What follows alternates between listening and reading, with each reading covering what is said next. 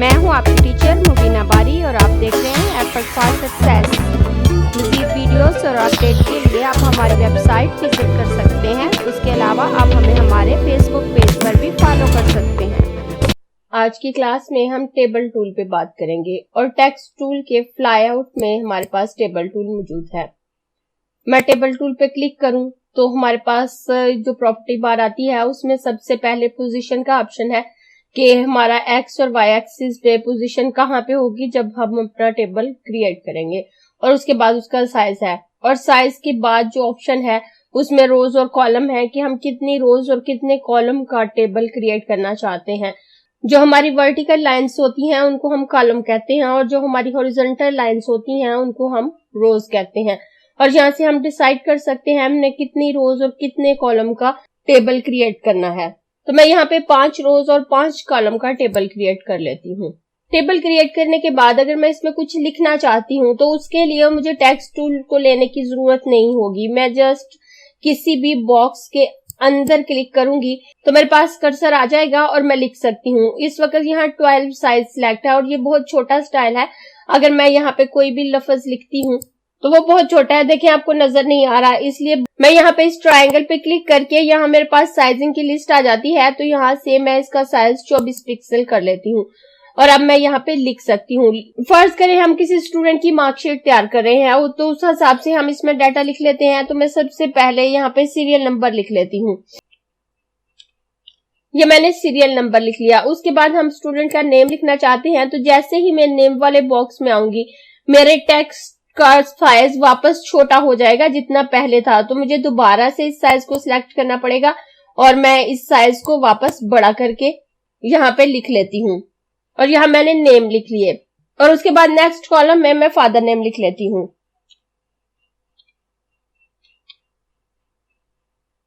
उसके बाद मैं अपने नेक्स्ट बॉक्स में आती हूँ और यहाँ थोड़ा बड़ा टेक्स्ट लिख लेती हूँ, उतना बड़ा कि इस बॉक्स में पूरा ना आए, उससे थोड़ा एक्स्ट्रा हो। तो मैं यहाँ लिख लेती हूँ क्लास नेम विद सेक्शन। तो आप देखें जैसे ही मेरा टेक्स्ट इसमें पूरा नहीं आया तो यहाँ मेरे पास रेड बॉक्स आ गया है और ये इसमें डॉटेड लाइंस लगी हुई हैं। इसका मतलब है कि यहाँ कुछ एक्स्ट्रा टेक्स्ट मौजूद है जो कि हाइड है, नजर नहीं आ रहा। अगर इस किस्म की सिचुएशन हो तो हम इस बॉक्स को बड़ा या छोटा कर सकते हैं। जैसे ही मैं इस लाइन पे अपने माउस का कर्सर लेके जाऊंगी तो ये डबल एरो वाली छोटी सी लाइन में तब्दील हो जाएगा। जब ये इस तरह से तब्दील हो जाए तो आप लेफ्ट क्लिक को प्रेस करते हुए नीचे को ड्रैग करें तो आपके इस बॉक्स का साइज बड़ा हो जाएगा। और अगर आप अपने कॉलम की विड्थ को ज्यादा करना चाहते हैं तो आप इस लाइन को पकड़कर ड्रैग करेंगे। मैं इसको वापस छोटा कर देती हूँ। मैंने इसको छोटा क्यों किया है क्योंकि इसके अलावा मैं एक और ऑप्शन आपको बताना चाहती हूँ जो कि थोड़ी देर बाद बताती हूँ। अब जैसे ही हम अपने माउस का कर्सर यहाँ रखते हैं और टेक्स्ट लिखने के लिए रेडी होते हैं तो हमारे पास टेक्स्ट की प्रॉपर्टीज आ जाती हैं, टेबल की प्रॉपर्टीज हाइड हो जाती हैं। और उसमें सबसे पहले फॉन्ट है, उसके बाद फॉन्ट साइज है, हम इसे बोल्ड, इटैलिक या अंडरलाइन कर सकते हैं। और इसके अलावा मजीद जो भी टेक्स्ट की प्रॉपर्टीज हैं हम इस पे अप्लाई कर सकते हैं और इन तमाम ऑप्शन को हम टेक्स्ट टूल में देख चुके हैं। उसके बाद अगर मैं बाहर क्लिक करती हूँ, राइटिंग मोड से बाहर आती हूँ तो यहाँ वापस मेरे पास टेबल प्रॉपर्टीज आ जाएंगी। अब यहाँ पे जो ऑप्शन सबसे पहले हमारे पास है वो टेबल के रोज और कॉलम का है जिसे कि हमने देख लिया है। और टेबल के रोज और कॉलम के ऑप्शन के बाद नेक्स्ट हमारे पास बैकग्राउंड है। अगर हम इसका बैकग्राउंड चेंज करना चाहते हैं तो कर सकते हैं। और अगर मैं इसके बैकग्राउंड में कलर फिल करना चाहती हूँ तो मैं यहाँ से पिक टूल लूंगी और उसके बाद इसको सिलेक्ट करूंगी। सिलेक्ट करने के बाद मैं अपने इस ऑप्शन पे आऊंगी और यहाँ से मेरे पास इस तरह का पैनल आ जाएगा। इसमें से मैं जो शेड सिलेक्ट करना चाहूँ कर सकती हूँ और जिस एरिया पे इस छोटे से बॉक्स को लेके जाऊंगी, अगर मैं यहाँ क्लिक करूँ तो ये शेड यहाँ पे आ जाएगी। अगर मैं यहाँ पे आती हूँ और यहाँ पे क्लिक करती हूँ तो ये शेड आ जाएगी। अगर यहाँ पे आती हूँ मैं जो शेड यहाँ से लेना चाहूँ ले सकती हूँ। और इस शेड को लेने के बाद जैसे ही मैं इस पे क्लिक करूंगी ये अप्लाई हो जाएगा और मैं इसको क्रॉस कर देती हूँ। जब इसमें हम कलर फिल कर लेते हैं तो उसके बाद नेक्स्ट ऑप्शन हमारे पास एडिट फिल का है। इस फर्स्ट ऑप्शन से हम जस्ट इसमें यूनिफॉर्म फिल कर सकते हैं। यूनिफॉर्म फिल सॉलिड कलर होता है जो एक कलर में फिल होता है, लेकिन उसके अलावा अगर हम इसमें ग्रेडियंट अप्लाई करना चाहते हैं, पैटर्न लगाना चाहते हैं तो हम लगा सकते हैं। अगर उसके बाद मैं नेक्स्ट एडिट फिल पे क्लिक करूं, मेरे पास इस तरह का पैनल आ जाएगा। अब इसमें सबसे पहले नो फिल है, जिसका मतलब है कि कोई फिलिंग नहीं है। अगर मैं इस पे क्लिक करती हूँ तो जो कलर मैंने अपने टेबल में फिल किया वो खत्म हो जाएगा। उसके बाद यूनिफॉर्म फिल है। यूनिफॉर्म फिल सॉलिड कलर की फिलिंग होती है, एक कलर की फिलिंग होती है। उसके बाद ग्रेडियंट फिल है। अगर मैं इस पे क्लिक करूं तो जो कलर मैंने फिल किया होगा उसमें ग्रेडियंट आ जाएगा और 2 कलर में वो फिल हो जाएगा। और ग्रेडियंट के बाद नेक्स्ट मेरे पास वेक्टर पैटर्न है। अगर मैं इसी में से सिलेक्ट करती हूँ तो ये ऑप्शन मेरे पास आ जाएगा। अगर मैं मजीद इस पे क्लिक करूं तो मेरे पास कुछ और पैटर्न आ जाते हैं, मैं इनमें से भी सिलेक्शन कर सकती हूँ। उसके बाद बिट मैप पैटर्न फिल है, मैं इसको सिलेक्ट करूं तो ये पैटर्न मेरे पास आ जाते हैं। और अगर मैं नीचे करके आपको दिखाऊं तो जो पैटर्न मैं सिलेक्ट कर रही हूँ वो यहाँ मुझे शो हो रहे हैं। अगर मेरे पास 2 कलर पैटर्न है, मैं यहाँ से सिलेक्ट करती हूँ, मैं कर सकती हूँ। उसके अलावा टेक्सचर फिल है, यहाँ से मैं डिफरेंट टेक्सचर फिल कर सकती हूँ। पोस्ट स्क्रिप्ट फिल है, मैं यहाँ से जो भी सिलेक्ट करूंगी उसका प्रीव्यू मुझे साथ साथ नजर आ रहा है। मैं वापस यूनिफॉर्म फिल पे आ जाती हूँ और यहाँ से ओके कर देती हूँ। वैसे तो हम अपने टेबल पे कुछ भी अप्लाई कर सकते हैं, कोई सा पैटर्न अप्लाई कर सकते हैं, लेकिन नॉर्मली हम ऐसा करते नहीं हैं। क्योंकि टेबल हम अपने डाटा को मैनेज करने के लिए यूज करते हैं।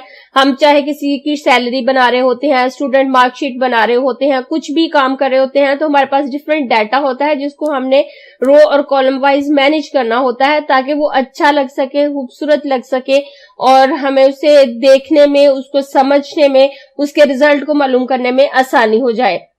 और अगर हम अपने टेबल पे काफी हैवी किस्म की डिजाइनिंग करते हैं, इसमें काफी पैटर्न अप्लाई कर लेते हैं, ज्यादा कलर डार्क अप्लाई कर लेते हैं, तो हमारा टेक्स्ट ठीक से हमें नजर नहीं आएगा और जो खूबसूरती हम अपने काम में चाहते हैं वो भी हमें नजर नहीं आएगी।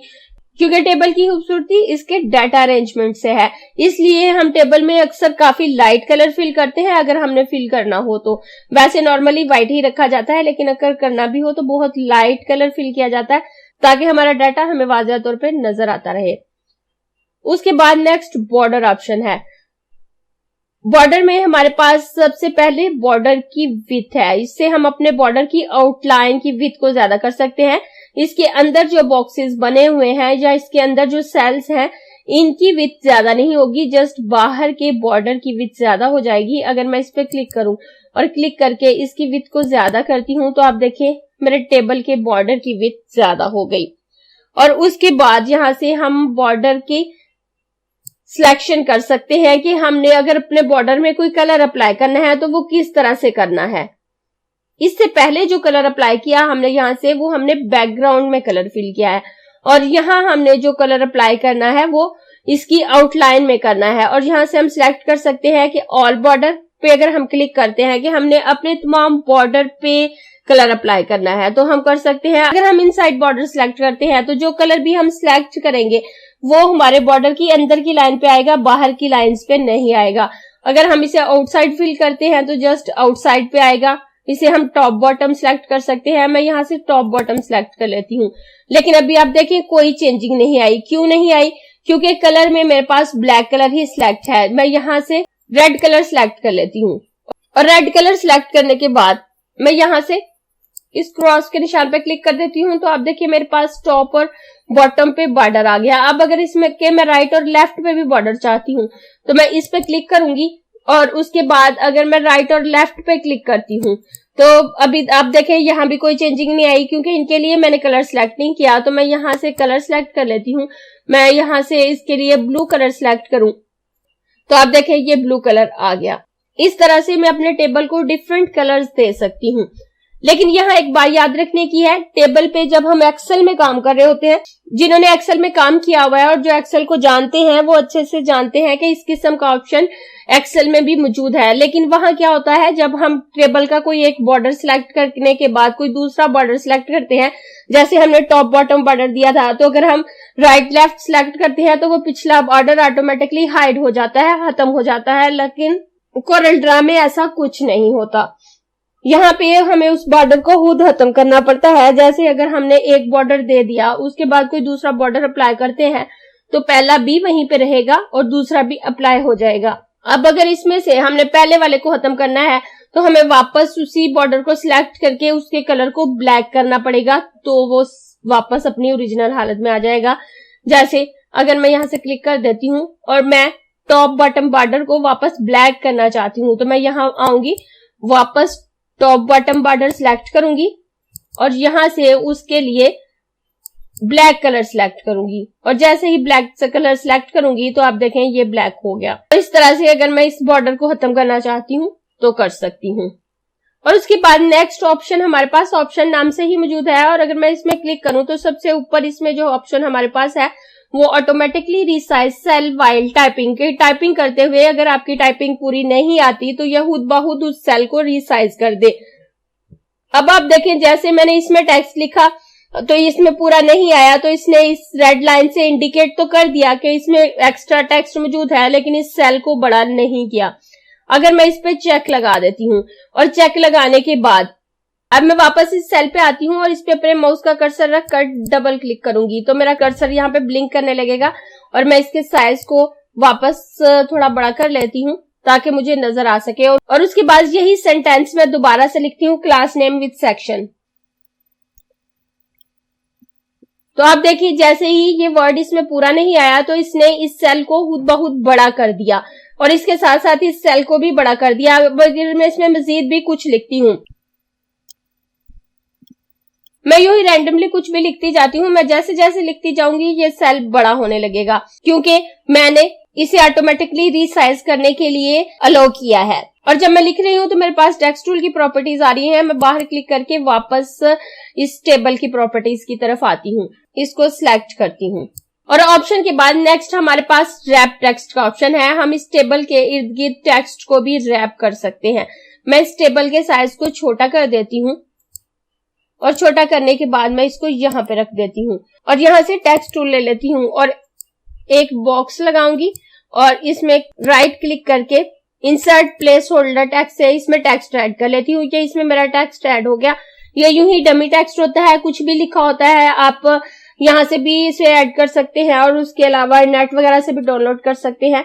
और ये ऑप्शन भी हम टेक्स्ट टूल में देख चुके हैं और मैं इस सेल के साइज को बड़ा कर लेती हूँ ताकि इसमें थोड़ी सी जगह बन जाए। और उसके बाद मैं पिक टूल से अपने टेबल को सिलेक्ट करूंगी और सिलेक्ट करने के बाद इसे उठाकर यहाँ पे लाके रख देती हूँ।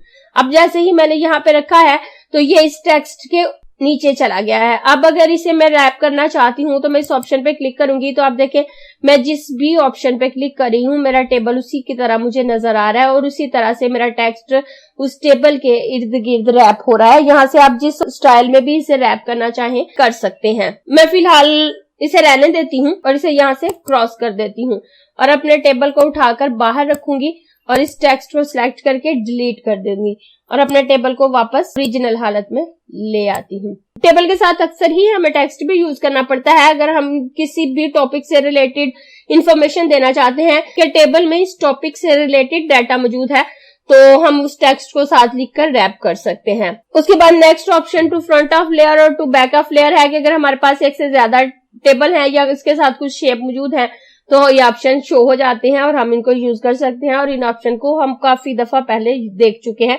जैसे आप देखेंगे यहाँ पे मैं एक शेप ड्रॉ करूं तो ये ऑप्शन शो हो गया और अगर इसे मैं पेज के बैक पे भेजना चाहूँ तो मैं इस पे क्लिक करूंगी तो ये पेज के बैक पे चला गया और अगर मैं इस पे क्लिक करूं तो ये ऊपर आ गया। मैं इसको डिलीट कर देती हूँ। मैं पिक टूल लेकर टेबल को सिलेक्ट करूंगी और सिलेक्ट करने के बाद अगर मैं किसी एक रो की फॉर्मेटिंग करना चाहती हूँ, किसी एक रो में कलर देना चाहती हूँ या किसी एक कॉलम में कलर देना चाहती हूँ तो आप देखें जैसे ही मैं इसकी बाहर वाली बॉर्डर लाइन पे अपने माउस का कर्सर लेके आती हूँ तो इसके माउस का कर्सर चेंज हो जाएगा, उसकी शेप चेंज हो जाएगी और जब ये शेप चेंज हो तो उसका मतलब है कि मैं इसको सिलेक्ट कर सकती हूँ। इस एक कॉलम को ऊपर लेके जाऊंगी तो कर्सर चेंज हो जाएगा, वापस नीचे लेके आऊंगी तो कर्सर इस तरह से आ जाएगा अगर मेरा कर्सर इस तरह से है और मैं इस पे क्लिक करती हूँ तो मेरा वो कॉलम सिलेक्ट हो जाएगा जिसपे मेरे माउस का कर्सर है। अब जैसे ही मेरा ये कॉलम सिलेक्ट हुआ है तो मेरे पास इस कॉलम से रिलेटेड प्रॉपर्टीज आ गई हैं। जो पहले टेबल की प्रॉपर्टीज मेरे पास आ रही थी वो थोड़ी चेंज हो गई हैं,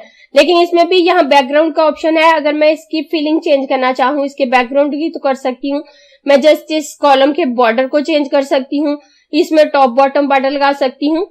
इतने ऑप्शन तो मेरे पास यही हैं और मैं यहाँ से सेल का मार्जिन सिलेक्ट कर सकती हूँ। जो इसके अंदर मौजूद टेक्स्ट है उसका मार्जिन को मैं कम या ज्यादा कर सकती हूँ और उसके बाद नेक्स्ट जो मेन ऑप्शन यहाँ पे चेंज है वो है combine cell, split cell horizontally, split cell vertically. अगर मैं इस सेल की तमाम रोज को खत्म करके कंबाइन करना चाहती हूँ तो मैं अगर इस ऑप्शन पे क्लिक करती हूँ तो आप देखें इसके अंदर से तमाम सेल खत्म हो चुके हैं। अब अगर मैं बाहर क्लिक करूं तो ये सिलेक्शन खत्म हो जाएगी और यहाँ पे एक ही सेल मेरे पास आ गया और इसके अंदर की रोज खत्म हो गई है। अब यहाँ से अगर मैं किसी रो को सिलेक्ट करना चाहती हूँ तो मैं कर सकती हूँ। आप देखें जैसे ही मैं माउस का कर्सर यहाँ लाके प्रेस करूंगी मेरे माउस का कर्सर चेंज भी हो गया और मेरे रोज भी सिलेक्ट होगी। अब अगर मैं इसके कलर को चेंज करना चाहूँ तो कर सकती हूँ, मैं यहाँ से भी कर सकती हूँ और इस कलर को यहाँ से भी मैं चेंज कर सकती हूँ।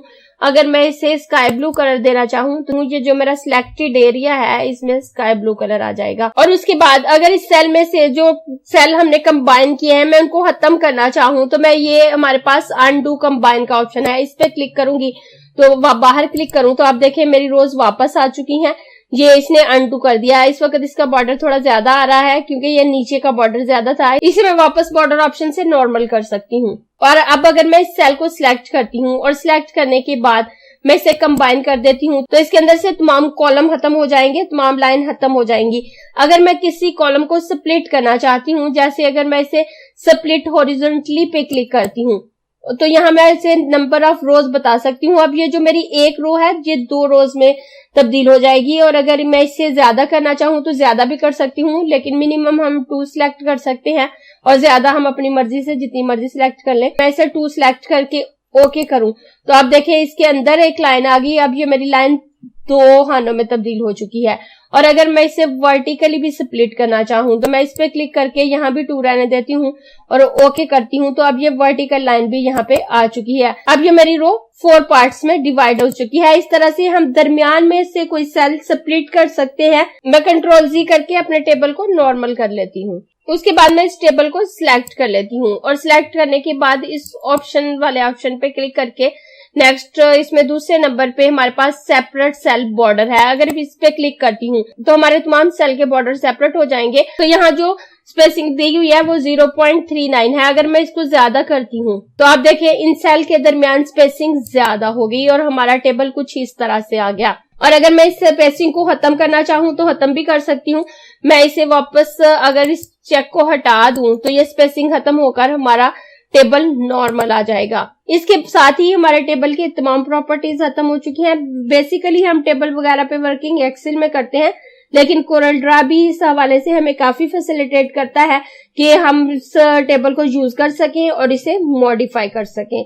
लेकिन कुछ भी करने के लिए जब भी आप नई कमांड यूज करते हैं तो आपके टेबल को सिलेक्ट होना चाहिए। सिलेक्ट करने के लिए या तो आप पिक टूल ले सकते हैं या फिर इसके दरमियान में डबल क्लिक करें तो आपका टेबल सिलेक्ट हो जाएगा। अब आप देखें मैं टेबल को पिक टूल की मदद से सिलेक्ट करती हूँ तो आप देखें मेरे माउस का कर्सर नॉर्मल है। इस हालत में अगर मैं इस पे कोई कमांड यूज करती हूँ इनमें से तो कई दफा कई ऑप्शन इस पे वर्क नहीं कर रहे होते और हम परेशान भी हो जाते हैं कि हमसे ठीक से काम क्यों नहीं हो रहा। लेकिन उसका हल ये है कि आप इसके दरमियान में डबल क्लिक करें और डबल क्लिक करके जब आप सिलेक्ट करेंगे तो आप टेबल मोड में आ जाएंगे। और उसका अंदाजा आप इस बात से लगा सकते हैं कि आपके माउस का कर्सर प्लस साइन में होगा और उसके साथ एक छोटा सा टेबल का निशान आ रहा होगा। आप अगर इस पोजीशन में हैं तो इस वक्त आप राइटिंग मोड में हैं। अगर बाहर क्लिक करेंगे तो आपका टेबल सिलेक्ट होगा, आप टेबल मोड में होंगे और इस पोजीशन में आप इस पे तमाम ऑप्शन यूज कर पाएंगे।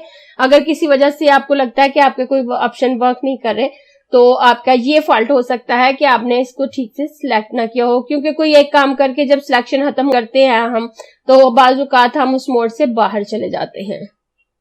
अगर आपको ये क्लास पसंद आई है तो लाइक कीजिए, अपने दोस्तों के साथ शेयर भी कीजिए ताकि वो भी सीख सके। आप अपने क्वेश्चंस और व्यूज नीचे कमेंट बॉक्स में लिख सकते हैं और अगर आपने चैनल सब्सक्राइब नहीं किया तो प्लीज सब्सक्राइब कीजिए ताकि आपको आने वाली वीडियोस का नोटिफिकेशन फौरन से मिल सके।